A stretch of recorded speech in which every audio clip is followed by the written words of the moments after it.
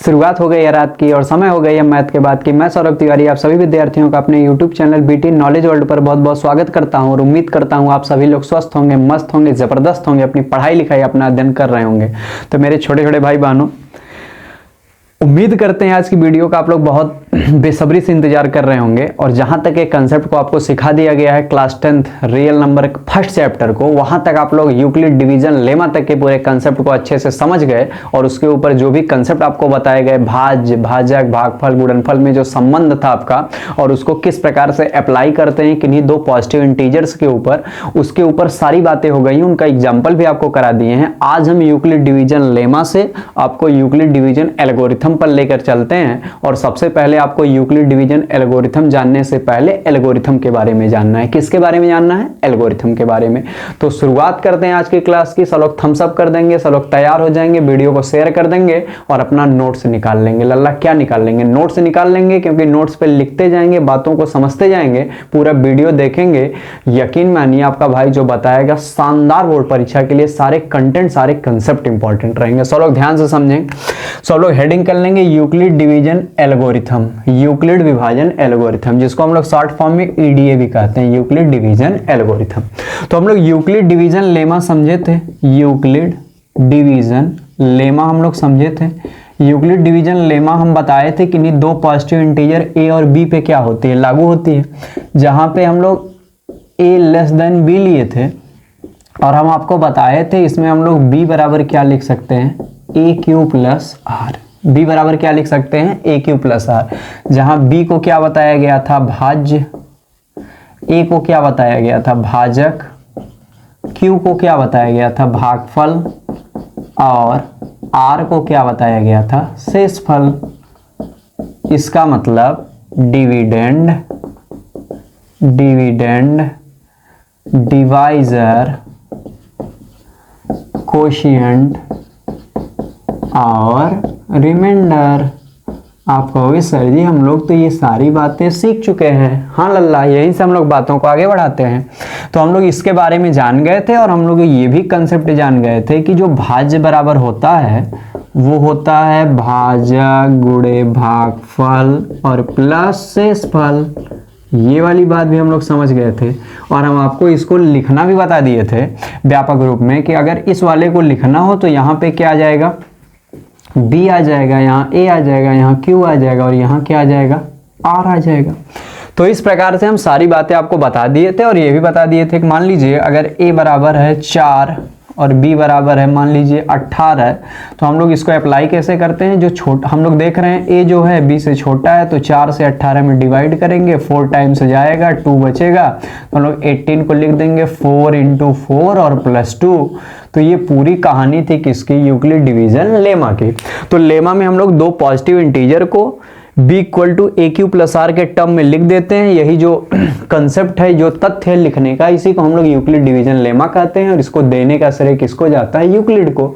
अब इतनी बातें जानने के बाद लल्ला हम लोग यूक्लिड डिवीजन एल्गोरिथम की तरफ बढ़ेंगे। तो हम सबसे पहले एल्गोरिथम जान लेते हैं। चलो हमारी बात समझेंगे, अपने कॉपी पे सब लोग एल्गोरिथम के बारे में लिखेंगे। एल्गोरिथम, एल्गोरिथम क्या होता है, एल्गोरिथम क्या होता है, एल्गोरिथम के बारे में सब लोग लिखेंगे। पहले से ज्ञात किसी तथ्य या इसी को हम लोग लिख दें प्रमेयिका। पहले से ज्ञात किसी तथ्य या प्रमेयिका का प्रयोग चरणों यानी स्टेप्स के माध्यम से करके, स्टेप्स के माध्यम से करके नए परिणाम प्राप्त करने की गणितीय विधि, नए परिणाम प्राप्त करने की गणितीय विधि एल्गोरिथम कहलाती है। नई विधि एल्गोरिथम कहलाती है, एल्गोरिथम कहलाती है। चलो ध्यान सुनेंगे। पहले से ज्ञात किसी तथ्य या प्रमेयिका का प्रयोग चरणों के माध्यम से करके नए परिणाम प्राप्त करने की जो मैथमेटिकल मेथड होता है उसी को हम लोग क्या कहते हैं, algorithm. Algorithm is a method, algorithm is a method, algorithm is a method in which we find new results by the steps of any known facts or known lemma, यानी हमारे पास जो पहले से ज्ञात प्रमेयिका है, कोई ज्ञात पहले से तथ्य है, उसी को जब हम लोग स्टेप्स में फॉलो करके कुछ नए परिणाम को प्राप्त करते हैं, तो नए परिणाम प्राप्त करने की ये जो सुव्यवस्थित चरणों की श्रृंखला होती है, सुव्यवस्थित चरणों की श्रृंखला होती है, उसी को हम लोग क्या कहते हैं? एल्गोरिथम कहते हैं। तो लेमा क्या थी? लेमा थी एक किसी भी तथ्य के ऊपर कोई एक ऐसा एप्लीकेशन जो सबके ऊपर फॉलो होता है, उससे रिलेटेड चीजों के लिए, वो अपने आप में लेमा थी, जिसको हम लोग अनुप्रयोग करके भाज्य बराबर भाज्य गुणे भागफल प्लस शेषफल के रूप में किन्हीं भी दो पॉजिटिव इंटीजर्स को, जिसमें कोई एक छोटा होता था एक बड़ा होता था, को लिख देते थे। और जब उसी का अनुप्रयोग करके आप कोई नए परिणाम प्राप्त करेंगे, उसको स्टेप्स के रूप में यूज करके, उसी लेमा को आप स्टेप्स के रूप में यूज करके नए रिजल्ट प्राप्त करने जाओगे, तो वही जब बहुत सारे स्टेप में वो प्राप्त होने लगेंगे, तो हम लोग उसी को क्या कह देते हैं? एल्गोरिदम कह देते हैं। एल्गोरिदम क्या होता है? लेमा के बहुत सारे स्टेप्स को फॉलो करके बनाया गया एक मैथमेटिकल मेथड है। तो मैथमेटिकल मेथड है जिसमें बहुत सारे स्टेप्स प्रयोग किए जाते हैं। किसके प्रयोग किए जाते हैं? लेमा के प्रयोग किए जाते हैं। तो लेमा के बहुत सारे स्टेप्स को यूज करते हुए अगर हम लोग नए परिणाम प्राप्त कर देते हैं, तो वही क्या कहलाता है? एल्गोरिथम कहलाता है। सब लोग लिख भी लिए होंगे। तो इतनी बात समझने के बाद कि लेमा और एल्गोरिथम में क्या अंतर है, या लेमा क्या है और एल्गोरिथम क्या है, दोनों बातें समझने के बाद हम लोग आगे बढ़ते हैं और हम लोग बात करते हैं यूक्लिड डिवीजन एल्गोरिथम की। अच्छा, इसको यूक्लिड डिवीजन एल्गोरिथम क्यों कहते हैं? क्योंकि यूक्लिड महोदय ने इसको दिया था। यूक्लिड महोदय ने इसको दिया था। यूक्लिड महोदय ने इसको दिया था इस कंसेप्ट को, इसीलिए हम लोग इसको यूक्लिड डिवीजन एल्गोरिथम कहते हैं। और एल्गोरिथम क्यों कहते हैं हम आपको बता दिए। एल्गोरिथम इसलिए कहते हैं क्योंकि इसमें स्टेप्स को फॉलो करके, इसमें स्टेप्स को क्या किया जाता है? फॉलो किया जाता है। और किसके स्टेप्स को फॉलो किया जाता है? जो यूक्लिड डिवीजन लेमा में तथ्य बताया गया था, भाज्य बराबर भाज्य गुणे भागफल प्लस शेषफल वाला, उसी स्टेप्स को हम लोग जब फॉलो करके कुछ नए रिजल्ट प्राप्त करते हैं, तो वही जो स्टेप्स जो प्राप्त होते हैं, उसी लेमा के स्टेप्स जो प्राप्त होते हैं, जिससे हमें नए रिजल्ट प्राप्त होते हैं, इसी को हम लोग क्या कहते हैं? एल्गोरिथम कहते हैं। अब सबसे पहले ये जो यूक्लिड डिवीजन एल्गोरिथम है, इसका प्रयोग हम लोग क्यों करते हैं? सबसे पहले हम लोग वाई का अर्थ जानने का प्रयास करते हैं, वाई का आंसर जानने का प्रयास करते हैं। कोई आपसे पूछेगा यूक्लिड डिवीजन एल्गोरिथम का प्रयोग क्लास 10th मैथमेटिक्स में या पहले चैप्टर में किस काम के लिए किया जाता है, क्यों किया जाता है, तो आप बताएंगे, सबसे पहली बात बताएंगे यूक्लिड डिवीजन एल्गोरिथम का प्रयोग, यूक्लिड डिवीजन एल्गोरिथम का प्रयोग किन्हीं दो धन पूर्णांकों, किन्हीं दो धन पूर्णांकों का एचसीएफ ज्ञात करने में, का एचसीएफ ज्ञात करने में, एचसीएफ ज्ञात करने में किया जाता है, का एचसीएफ ज्ञात करने में किया जाता है। सबसे पहले क्या समझेंगे? कोई पूछेगा यूक्लिड डिवीजन एल्गोरिथम का प्रयोग क्यों किया जाता है, तो आप पहला पॉइंट बताएंगे यूक्लिड डिवीजन एल्गोरिथम का प्रयोग किन्हीं दो धन पूर्णांकों का एचसीएफ ज्ञात करने में किया जाता है। अब दूसरी बात आपको बतानी है, दोनों धन पूर्णांकों में से कोई छोटा और कोई बड़ा होना चाहिए, कोई छोटा और कोई बड़ा होना चाहिए। यानी जैसे हम मान लेते हैं एक धन पूर्णांक है, एक बी है, तो हम लोग मान लेते हैं ए बी से छोटा है, तो हम लोग देख रहे हैं यहाँ ए छोटा और बी क्या है? बड़ा है। तो इसका मतलब दूसरी कंडीशन क्या है कि जो दोनों इंटीजर दिए जाएंगे उसमें कोई छोटा रहेगा, कोई क्या रहेगा? बड़ा रहेगा। अब तीसरी बात, क्या निगेटिव इंटीजर्स पे भी ये फॉलो होता है? क्या ऋणात्मक पूर्णांकों पे भी ये फॉलो होता है? तो आप कहेंगे नो। आपका आंसर क्या आएगा? नो। जो हमारा यूक्लिड डिवीजन एल्गोरिथम है वह कभी भी निगेटिव इंटीजर्स के ऊपर लागू नहीं होता है, कभी भी निगेटिव इंटीजर्स के ऊपर फॉलो नहीं होता है। ऋणात्मक पूर्णांक के लिए हम लोग यूक्लिड डिवीजन एल्गोरिथम का प्रयोग करके एचसीएफ नहीं निकाल सकते हैं। और चौथी बात, तब किसके लिए निकाल सकते हैं? तो आप कहेंगे only for positive integers, only for positive integers, only for positive integers. और जब हम लोग कह देंगे ओनली फॉर पॉजिटिव इंटीजर्स तो निष्कर्ष निकल जाएगा कि जीरो के लिए भी हम लोग नहीं निकाल सकते हैं। किसके लिए? जीरो के लिए, क्योंकि जीरो पॉजिटिव इंटीजर की श्रेणी में थोड़ी आता है। तो हम आपको 3-4 पॉइंट्स बताए, चलो पहले याद कर लेंगे। यूक्लिड डिवीजन एल्गोरिथम का प्रयोग क्यों किया जाता है? यूक्लिड डिवीजन एल्गोरिथम का प्रयोग किन्हीं दो धन पूर्णांकों का एचसीएफ ज्ञात करने में किया जाता है। दूसरा, दोनों धन पूर्णांकों में से कोई छोटा और कोई बड़ा होना चाहिए। जैसे ए और बी की बात करें, मान लेते हैं ए बी से क्या है? छोटा है। तीसरा, क्या निगेटिव इंटीजर्स पे भी यूक्लिड डिवीजन एल्गोरिथम अप्लाई होता है? तो आपका आंसर आएगा नहीं, ऋणात्मक पूर्णांकों के ऊपर अप्लाई नहीं होता है। ओनली फॉर पॉजिटिव इंटीजर्स, केवल धन पूर्णांकों के लिए अप्लाई होता है। इसका मतलब जीरो को भी उसमें इंक्लूड नहीं किया जा सकता है। तो इतनी बातें आपको बता दिए कि why Euclid division algorithm is uses in real number, chapter first, class 10th। अब हम लोग आगे बढ़ते हैं। अब अगर आपसे कोई पूछे, ये तो सर हम जान गए कि क्यों लगाते हैं। अब अगर कोई पूछे Euclid division algorithm why, how, कैसे लगाते हैं, तब हम आपको कैसे लगाने का कंसेप्ट बता रहे हैं। सर हमारी बातों को ध्यान से सुनेंगे, ध्यान से लोग सुने। यूक्लिड डिवीजन एल्गोरिथम का प्रयोग करके हम लोग एचसीएफ कैसे निकालते हैं? How to find HCF, how to find HCF by Euclid division algorithm. हम लोग किस प्रकार निकालते हैं, हम लोग इसकी चर्चा करते हैं। तो सबसे पहला स्टेप लल्ला क्या है? सबसे पहला स्टेप ये है कि हम मान लेते हैं हमारे पास दो इंटीजर हैं, पॉजिटिव इंटीजर ए और बी। दो पॉजिटिव इंटीजर हैं ए और बी, दो क्या हैं? ए और बी दो क्या हैं? धनात्मक पूर्णांक। दो कैसे पूर्णांक?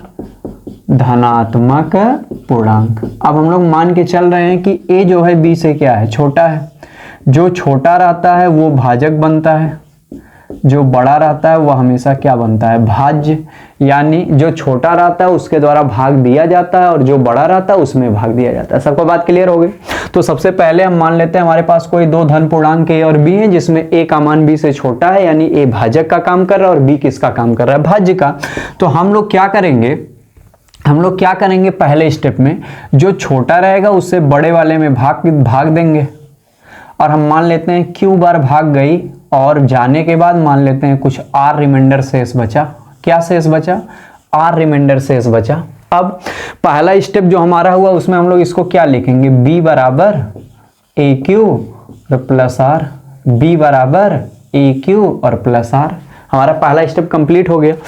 अब ये वाला स्टेप हम लोग तब तक लगाते जाएंगे जब तक हमारा जो रिमाइंडर है वो जीरो ना आ जाए। हम लोग ये कंसेप्ट कब तक लगाते जाएंगे लल्ला? ध्यान से सब लोग सुनेंगे। ये वाला कंसेप्ट यूक्लिड डिवीजन लेमा वाला स्टेप दर स्टेप हम लोग कब तक लगाते जाएंगे? जब तक हमारा शेषफल क्या नहीं आ जाएगा? शून्य नहीं आ जाएगा। तो हमारा रिमाइंडर अभी आर दिखाई दे रहा है, जीरो नहीं है, तो हम लोग मान लेते हैं यहां तक प्राप्त हुआ। अब जब हम लोग इस कंसेप्ट को आगे बढ़ाएंगे तो हम लोग पहुंच जाएंगे स्टेप नंबर 2 पे। स्टेप नंबर 2 पे क्या होगा? जो हमारा रिमाइंडर आर था इसको अब हम लोग फिर से भाजक बना देंगे नया, और जो पहले वाला भाजक था उसको हम लोग अब भाज्य बना देंगे। तो हमारा यहां पे आ जाएगा। अब हम लोग मान लेते हैं कि जब हम लोग इसमें भाग करेंगे तो हमारी भाग मान लेते हैं Q1 टाइम्स गई। कितने टाइम्स गई? Q1 टाइम्स गई। और जो यहाँ पे आया लिखने के बाद और घटाने के बाद मान लेते हैं R1 आ गया। तो हमारा दूसरा स्टेप से क्या हो जाएगा? हम लोग जानते हैं भाज्य बराबर भाजक गुणे भागफल प्लस शेषफल। यहाँ भाज्य क्या है? A है। भाजक क्या है? R है। और भागफल क्या है? Q1 है। और प्लस शेषफल क्या है? R1 है। तो हमारा ये प्राप्त हो गया, A बराबर R गुणे Q1 और प्लस कितना? R1। तो हमारा दो स्टेप हो गया। हम लोग इसमें भी किसका प्रयोग किए? यूक्लिड डिवीजन लेमा का। यहाँ पे भी किसका प्रयोग किए? यूक्लिड डिवीजन लेमा का। हम लोग देख रहे हैं हम लोग हर स्टेप में यूक्लिड डिवीजन लेमा लगा रहे हैं, और क्योंकि हर स्टेप में यूक्लिड डिवीजन लेमा फॉलो हो रही है और ये कई स्टेप में हमें मान देता है, इसीलिए हम लोग इसको यूक्लिड डिवीजन एल्गोरिथम कह देते हैं। ये एल्गोरिथम क्यों कहते हैं? क्योंकि लेमा को हम लोग जब बहुत स्टेप्स में फॉलो करने लगते हैं तो हम लोग उसको एल्गोरिथम कह देते हैं। तो इस प्रकार हमारा दूसरा स्टेप हो गया। इसी प्रकार हम आपको एक स्टेप और दिखा दे रहे हैं। मान लेते हैं हम लोग यहाँ से आगे बढ़ेंगे तो हमारा स्टेप नंबर 3 आ गया। स्टेप नंबर 3 जब आ गया तो हम लोग फिर अब यहां से क्या करते हैं? अब ये जो R1 है, जो लास्ट में यहाँ रिमाइंडर आया भी R1, अब हम लोग इसको नया भाजक बना लेते हैं। इसके पहले वाला जो भाजक था उसको भाज्य बना लेंगे। अब हम मान लेते हैं हमारी Q2 टाइम्स भाग गई और यहाँ पे हमारे पास R2 बचा। तो हमारे पास तीसरे स्टेप में क्या आ गया, भाज्य बराबर भाजक गुणे भागफल और प्लस क्या, शेषफल। तो इस प्रकार से हमारा नया कंसेप्ट हमें प्राप्त हो गया। तो हम लोग इस प्रकार से देख रहे हैं कि हमारा यह जो स्टेप्स है इस प्रकार बढ़ता जाएगा। जब हम लोग पॉजिटिव इंटीजर्स के ऊपर करेंगे तो ऐसे करते करते करते करते हमें देखो स्टेप से लिखना हर जगह जरूरी है। जब पहली बार भाग लगाएंगे तभी भी यूक्लिड डिवीजन लेमा वाला स्टेप लिखेंगे, दूसरी बार लगाएंगे तभी भी लिखेंगे, और तीसरी बार यहाँ लगाएंगे तभी भी लिखेंगे। इस प्रकार से डॉट डॉट हम लोग ये तब तक करते जाएंगे जब तक कि जो हमारा रिमाइंडर है, जब तक कि हमारा जो शेषफल है वह हमें क्या न प्राप्त हो जाए, शून्य प्राप्त न हो जाए। और जैसे ही हमारा रिमाइंडर 0 प्राप्त हो जाएगा, ध्यान सब लोग, जैसे ही हमारा रिमाइंडर क्या प्राप्त हो जाएगा, 0 प्राप्त हो जाएगा, जो अंतिम भाजक होता है, जो अंतिम भाजक होता है, जो अंतिम भाजक होता है, अर्थात जिस पॉजिटिव इंटीजर से हम लोग सबसे लास्ट में भाग दे रहे होते हैं, वही जो अंतिम भाजक होता है, वही दोनों धन पूर्णांकों का, वही दोनों धन पूर्णांकों का एचसीएफ होता है, वही दोनों धन पूर्णांकों का एचसीएफ होता है, वही दोनों धन पूर्णांकों का एचसीएफ होता है। तो उम्मीद करते हैं आपको how to apply Euclid division algorithm समझ में आया होगा। हम एक बार फिर से रिपीट कर रहे हैं, how to find HCF by Euclid division algorithm का पहला स्टेप है कि मान लेते हैं हमारे पास दो पॉजिटिव इंटीजर हैं ए और बी, जिसमें ए का मान बी से क्या है, छोटा है, तो ए भाजक है और बी क्या है, भाज्य है। अब हम लोग बी भाज्य को बीच में लिखते हैं, इसे हम लोग डिवाइड करते हैं, क्यू टाइम्स मान लेते हैं भाग गई और हमारा रिमाइंडर क्या आ गया, आर आ गया। तो पहले स्टेप में हमें क्या प्राप्त हो जाएगा, B equal to A Q plus R Euclid division lemma से। अब जब हमारे आर रिमाइंडर प्राप्त हो गया तो जो रिमाइंडर प्राप्त होता है उसको हम नया क्या बना देते हैं, भाजक बना देते हैं, और पहले वाला जो भाजक होता है उसको हम लोग भाज्य बना देते हैं। अब अगर हम मान लेते हैं भाग कर रहे हैं, Q1 टाइम्स गई और हमारा रिमाइंडर R1 बचा, तो इस प्रकार से दूसरे वाले स्टेप में हमें प्राप्त हो गया भाज्य, यानी A बराबर भाजक यानी R गुणे भागफल यानी Q1 और प्लस शेषफल R1। अब मान लेते हैं R1 रिमाइंडर आया, फिर R1 को हम लोग नया भाजक बना लेंगे, जो पीछे वाला भाजक था उसको हम लोग भाज्य बना लेंगे, तो R यहाँ आ जाएगा। अब Q2 टाइम्स भाग गई तो हमारा रिमाइंडर R2 आया, तो हमें तीसरा स्टेप प्राप्त हो गया। यहाँ भाज्य की जगह क्या है, R है, भाजक की जगह पे क्या है, R1 है, भागफल की जगह पे क्या है, Q2 है, और R2 की जगह मतलब रिमाइंडर की जगह पे क्या R2, तो हमें प्राप्त हो गया R बराबर R1 Q2 प्लस R2। तो यूक्लिड डिवीजन लेमा द्वारा हम आपको 3 स्टेप अप्लाई करना बता दिए, और ये स्टेप तब तक लगाते जाएंगे जब तक हमारा रिमाइंडर क्या नहीं आ जाएगा, 0 नहीं आ जाएगा। और जब हमारा रिमाइंडर 0 आ जाएगा लल्ला, उस कंडीशन में जो अंतिम भाजक होता है, जब हमारा रिमाइंडर 0 आ जाता है, सबसे लास्ट में हमारा शेषफल क्या आ जाता है, 0 आ जाता है, तब उस कंडीशन में जो अंतिम भाजक होता है वही दोनों धन पूर्णांकों का क्या होता है, एचसीएफ होता है, यानी हाईएस्ट कॉमन फैक्टर होता है, यानी महत्तम समापवर्तक होता है। तो यूक्लिड डिवीजन लेमा किन्हीं दो धन पूर्णांकों का महत्तम समापवर्तक यानी एचसीएफ निकालने के लिए प्रयोग किया जाता है, और इस प्रकार से अप्लाई किया जाता है। अंतिम जब हमारा जो रिमाइंडर है वह जब लास्ट में 0 आ जाएगा, तो अंतिम जो हमारा डिवाइजर होता है यानी भाजक होता है, वही हमारा दोनों धन पूर्णांकों का क्या कहलाता है, एचसीएफ कहलाता है। तो हम लोग इसके बारे में अच्छे समझ गए कि यह क्यों प्रयोग किया जाता है और कैसे प्रयोग किया जाता है। इन दोनों बातों को हम लोग अच्छे से क्रमबद्ध रूप से समझ गए।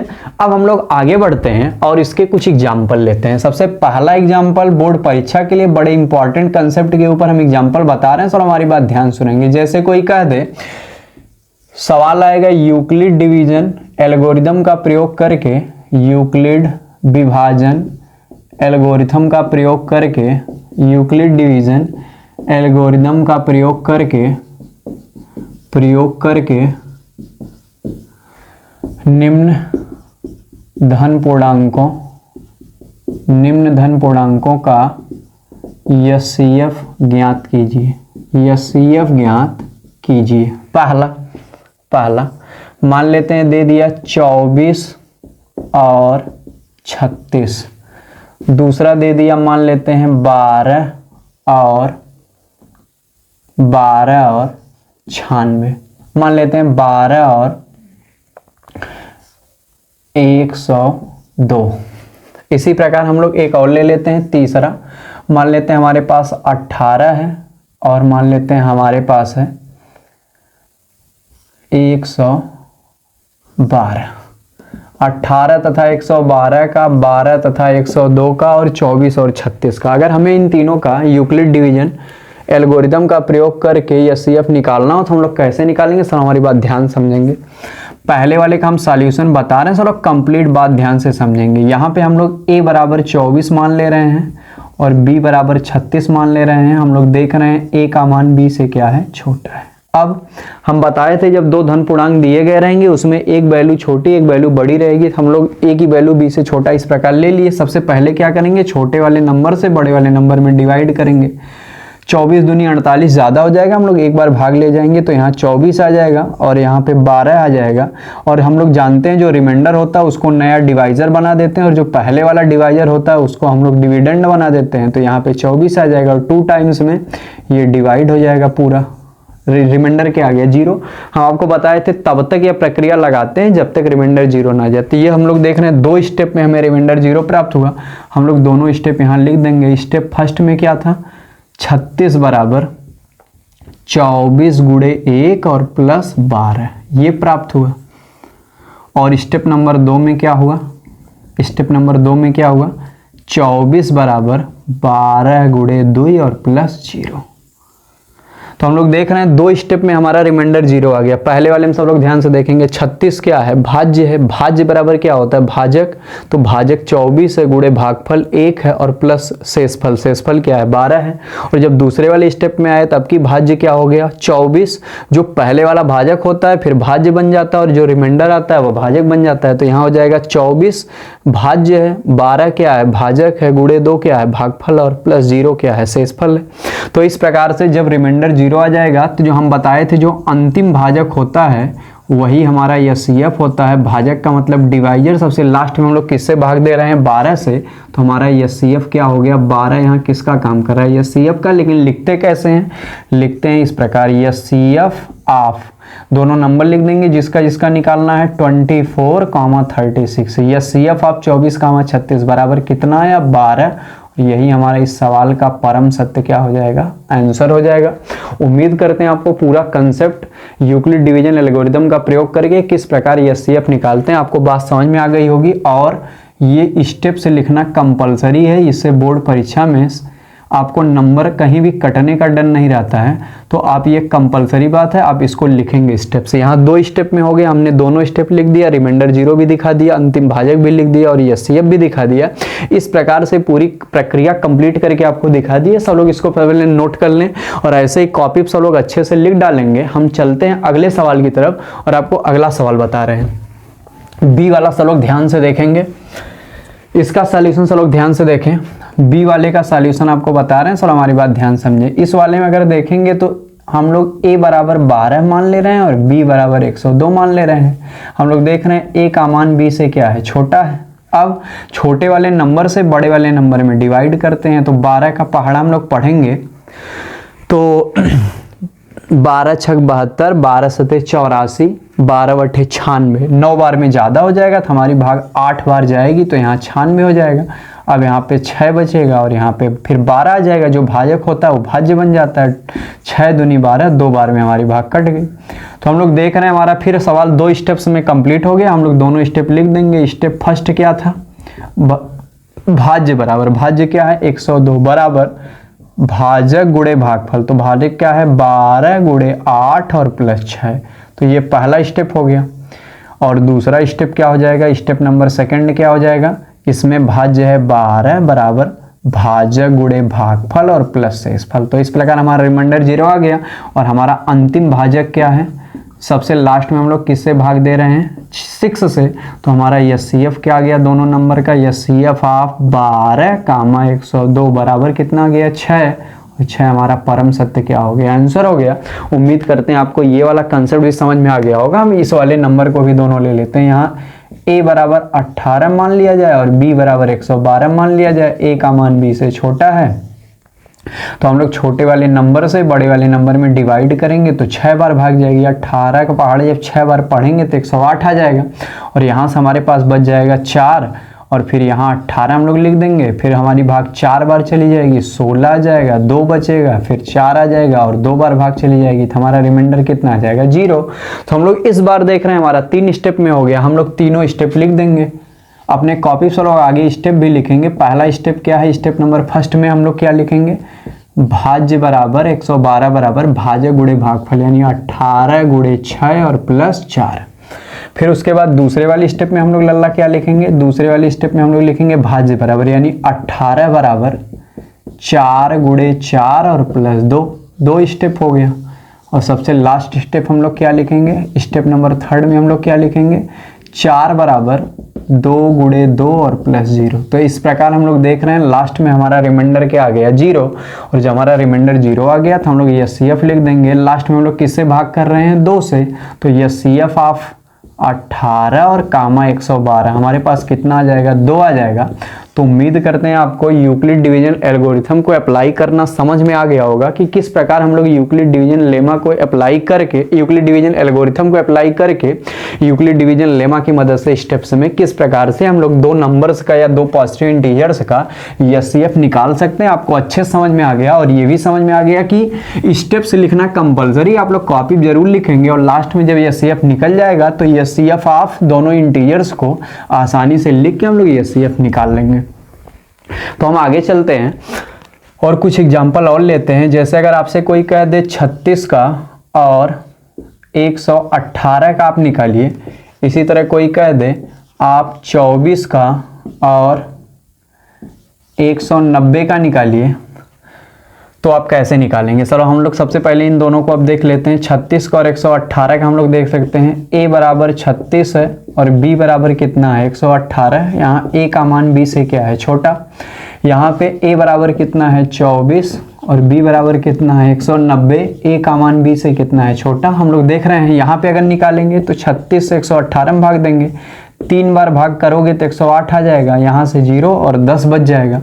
10 से हम लोग 36 में करेंगे, 3 बार भाग जाएगी तो यहाँ पे 30 हो जाएगा और यहाँ पे 6 बच जाएगा। 6 से 10 में करेंगे तो 1 बार भाग जाएगी, 4 बचेगा। 4 से 6 में करेंगे 1 बार भाग जाएगी, 2 बचेगा। 2 से 4 में कर देंगे तो भाग पूरी तरह से कट जाएगी। हम लोग देख रहे हैं कितने स्टेप में हुआ, 1 स्टेप, फिर 2 स्टेप, फिर 3 स्टेप, फिर 4 स्टेप और फिर 5 स्टेप। हमारा यहाँ पे 5 स्टेप में रिमाइंडर क्या आया, 0 आया। हम लोग सब स्टेप्स को लिख डालेंगे। स्टेप 1 हमारा क्या है, 118 बराबर 36 गुणे 3 और प्लस 10। हमारा दूसरा स्टेप क्या है, हमारा दूसरा स्टेप है 36 बराबर 10 गुणे 3 और प्लस 6। लल्ला हमारा तीसरा स्टेप क्या है, हमारा तीसरा स्टेप है 10 बराबर 6 गुणे 1 और प्लस 4। हमारा चौथा स्टेप क्या है, हमारा चौथा स्टेप है 6 बराबर 4 गुणे 1 और प्लस 2। और हमारा आखिरी स्टेप क्या है, स्टेप नंबर 5, 4 बराबर 2 गुणे 2 और प्लस 0। तो इस प्रकार हम लोग देख रहे हैं 5 स्टेप में हमारा रिमाइंडर क्या आ गया 0। और हर बार एक ही कंडीशन फॉलो किया गया यूक्लिड डिवीजन लेमा, भाज्य बराबर भाज्य गुणे भागफल प्लस शेषफल, भाज्य बराबर भाज्य गुणे भागफल प्लस शेषफल, भाज्य बराबर भाज्य गुणे भागफल प्लस शेषफल। इस प्रकार तब तक की हम लोग जब तक हमारा रिमाइंडर 0 नहीं आ गया। और लास्ट में हम लोग लिखते हैं एचसीएफ ऑफ 36 कामा 118 बराबर 2। यही हमारा इस सवाल के लिए क्या रहेगा आंसर। हम लोग इसको देख लेते हैं। 24 से हम लोग 190 में भाग करेंगे तो हमारी भाग कितनी बार जाएगी, सर ध्यान से देखें। हमारी भाग अगर हम लोग 8 बार इसको ले जाते हैं तो हमारा ज़्यादा हो जाएगा, इसलिए हम लोग 7 बार ले जाएंगे। यहाँ पे हमारे पास आ जाएगा 168, तो यहाँ पे 2 आ जाएगा और यहाँ पे हमारे पास आ जाएगा लल्ला 2, यानी 22 हमारे पास शेष बचेगा। हम लोग 22 से 24 में करेंगे तो हमारे पास 1 बार भाग जाएगी और यहाँ पे हमारे पास 2 बच जाएगा। 2 से 22 में करेंगे तो हमारा 22 जो है वह डिवाइड हो जाएगा कितनी बार में, 11 बार में हमारा डिवाइड हो जाएगा। तो इस प्रकार ये हमारा कितने स्टेप में हो गया, 1 2 3 स्टेप में हो जाएगा। तो हम लोग तीनों को लिख देंगे। स्टेप फर्स्ट 190 बराबर 24 गुणे 7 और प्लस 22। दूसरा स्टेप क्या हो जाएगा, स्टेप 2 क्या हो जाएगा, 24 बराबर 22 गुणे 1 और प्लस 2। और तीसरा स्टेप क्या हो जाएगा, 22 बराबर 2 गुणे 11 और प्लस 0। तो हमारा रिमाइंडर 0 आ गया। तो तो इस प्रकार इन दोनों नंबर्स का एचसीएफ कितना हो गया, एचसीएफ आप 24,190 बराबर कितना हो गया 2। तो इस प्रकार उम्मीद करते हैं आपको यूक्लिड डिवीजन एल्गोरिथम को अच्छे से अप्लाई करना और किस प्रकार से उसके ऊपर हम लोग आसानी से प्रयोग करके यूक्लिड डिवीजन एल्गोरिथम का हम लोग एचसीएफ निकाल सकते हैं, आप लोग अच्छे से समझ गए होंगे। हम आपको प्रैक्टिस के लिए 2-3 क्वेश्चन दे देना, सब लोग हमें करके दिखाएंगे। पहला जो सब लोग होमवर्क के लिए समझ लेंगे या प्रैक्टिस क्वेश्चन के रूप में आप लोग इसका कमेंट बॉक्स में आंसर बताएंगे। पहला सब लोग निकालेंगे 36 का और 148 का। दूसरा सब लोग हमें निकाले दिखाएंगे 24 का और 78 का। और तीसरा आप लोग हमें निकाल के दिखाएंगे 12 का और 196 का। आप लोग इन तीनों का यूक्लिड डिवीजन एल्गोरिथम का प्रयोग करके यूक्लिड डिवीजन एल्गोरिथम का प्रयोग करके आप लोग हमें एचसीएफ निकाल के दिखाएंगे, जिससे आपको एचसीएफ निकालना इस विधि का प्रयोग करके। और सबको स्टेप्स लिखने जरूरी है, सब अपने कॉपी में स्टेप्स जरूर लिखेंगे और सबका आंसर कमेंट बॉक्स में हमें बताएंगे।